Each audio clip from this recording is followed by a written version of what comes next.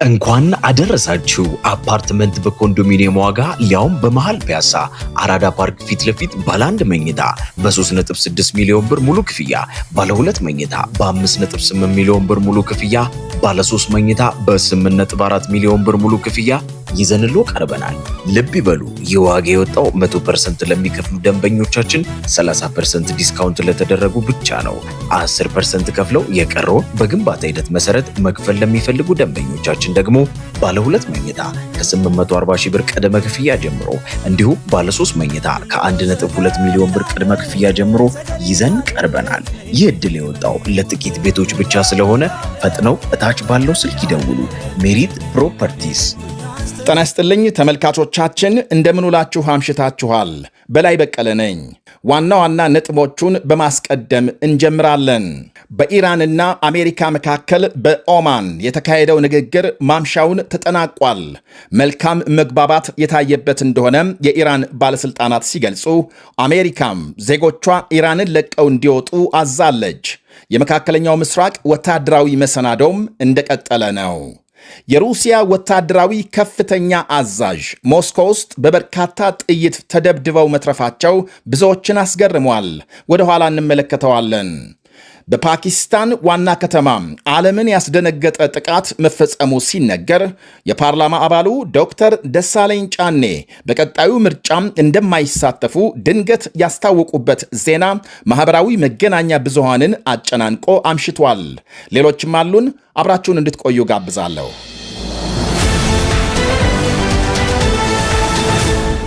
በሩሲያ ዋና ከተማ ሞስኮ በበርካታ ጥይት የተደበደቡ አንድ ከፍተኛ የሀገሪቱ ወታደራዊ ጀነራል በሕይወት መትረፋቸው ተነገረም።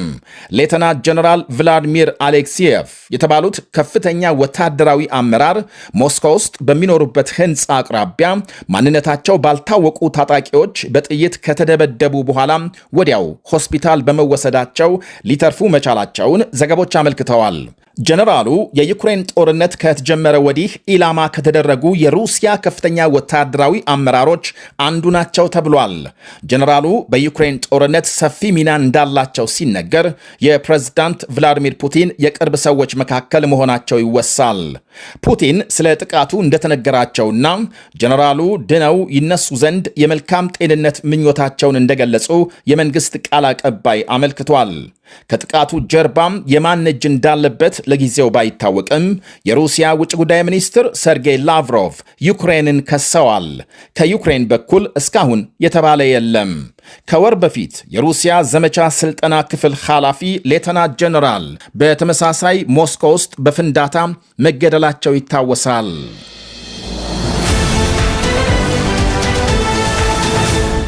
በፓኪስታን ዋና ከተማ ኢስላማባድ በአንድ መስጊድ በደረሰ ፍንዳታም ከ30 በላይ ሰዎች መገደላቸው ተነገረ። በመስጊዱ የአርብ ጸሎት ላይ በደረሰ በዚህ ፍንዳታም ከተገደሉት ሌላም 170 የሚደርሱ መቁሰላቸውን ዘገቦች አመልክተዋል። የፍንዳታው ምክንያት ለጊዜው ግልጽ ባይሆንም የተፈጸመው ግን በአጥፍቶ ጠፊ መሆኑን ባለሥልጣናት ገልጸዋል።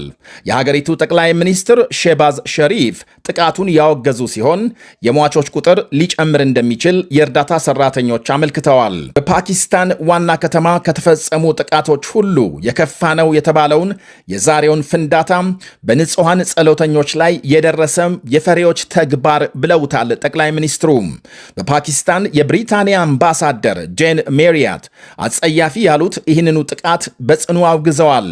ባለፈው ህዳር በዋና ከተማ በአንድ ፍርድ ቤት ህንፃ በተፈጸመ ተመሳሳይ የቦምብ ጥቃት 12 ሰዎች ሲገደሉ በ2008 እንደ ፈረንጆቹ አቆጣጠር በማሪየት ሆቴል በደረሰ የቦምብ ፍንዳታም 63 ሰዎች ሕይወታቸው ሲያልፍ ከ250 በላይ መቁሰላቸው ይታወሳል።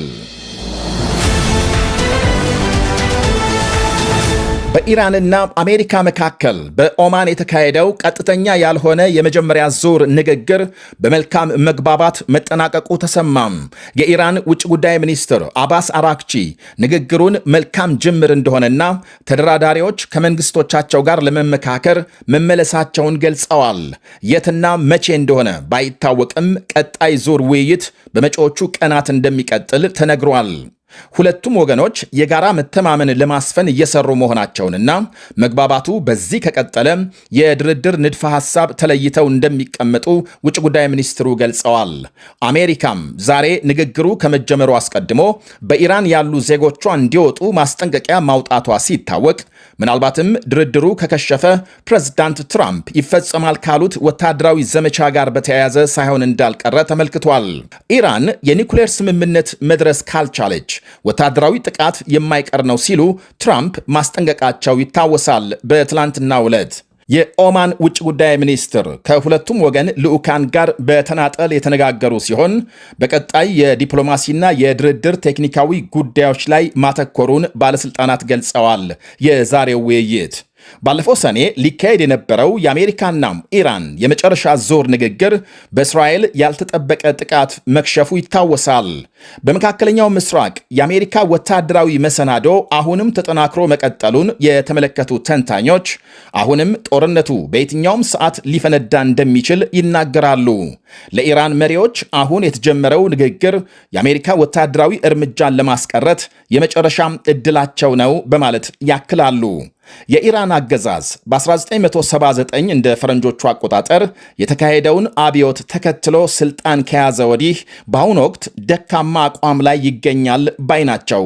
እነዚያው አልጀዚራም ያነጋገራቸው ተንታኞች እስራኤልና አሜሪካም ይህንኑ አጋጣሚ ለመጠቀም ዝግጁ መሆናቸውን በሀገሪቱ ስር እየሰደደ በሄደው የኢኮኖሚ ቀውስ መነሻነት ለተቃውሞ የወጣን ሕዝብ በኃይል በመጨፍለቁ ቀውሱን የበለጠ አባብሶታል።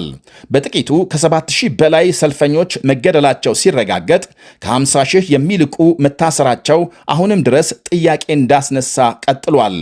አውሮፓና አሜሪካም ተጨማሪ ማዕቀቦች መጣላቸውም ያገዛዙን የኢኮኖሚ ቋቶች ይበልጥ ያዳክማል በማለት ይጠቅሳሉ። የኢራን የኒኩሌር ፕሮግራም ከ10 ዓመታት በላይ ሲያወዛግብ የቆየ ሲሆን ኒኩሌር ቦምብ ለማምረት የሚያስችል ዩራኒየም እያበለጸገች ነው በሚል ክስ ሲቀርብባት ተደጋጋሚ ማዕቀቦችም ተጥለውባታል። የኒኩሌር ፕሮግራሟም ለሰላማዊ አገልግሎት ከሚያስፈልገው ወይም ዓለም አቀፍ ሕግ ከሚፈቅደው መጠን አልፏል የሚለው በአንድ በኩል ሐማስና ሂዝቦላህን የመሳሰሉ በቀጠናው የሚንቀሳቀሱ ሚሊሻ ቡድኖችን በመሳሪያና በገንዘብ ትደግፋለች የሚለው በሌላ በኩል አገዛዙን የተባበሩት መንግስታትም ሆነ ምዕራባውያን በአይነ ቁራኛ እንዲመለከቱት አድርጓል።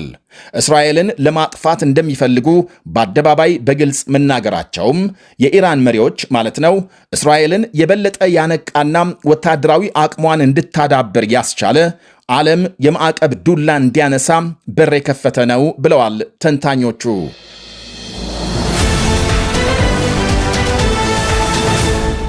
በሕዝብ ተወካዮች ምክር ቤት ስብሰባዎች ላይ ጠንካራ ጥያቄዎችና ትችቶችን በመሰንዘር የሚታወቁት የፓርላማ አባል ዶክተር ደሳለኝ ጫኔ በመጪው 7ኛ አጠቃላይ ምርጫ ላለመወዳደር መወሰናቸውን አስታወቁ።